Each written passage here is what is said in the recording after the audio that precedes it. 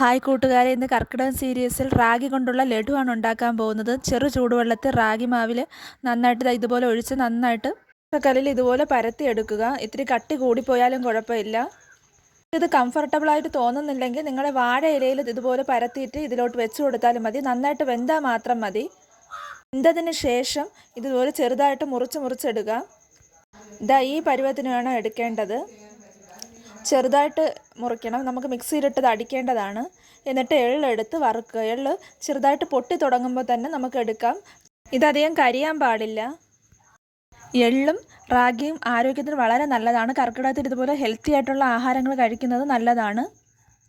നിങ്ങൾക്കിതിൽ വേണമെങ്കിൽ നട്ട്സൊക്കെ ചേർക്കാം. ഇത് ചേർത്തിട്ടില്ല. എന്നിട്ട് ശർക്കര പാനി ഉണ്ടാക്കുക. ഇതിൽ കൂടുതൽ വെള്ളം ഒഴിക്കരുത്. കുറച്ച് വെള്ളം ഒഴിച്ച് നന്നായിട്ട് പാനിയാക്കുക.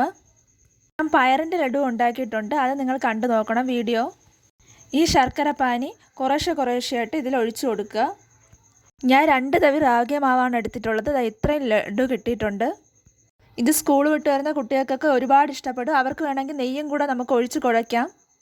ആദ്യമായിട്ടാണ് ഈ വീഡിയോ കാണുന്നതെങ്കിൽ സപ്പോർട്ട് ചെയ്യണേ. അടുത്തൊരു ഹെൽത്തി വിഭവമായി കാണാം. Bye bye.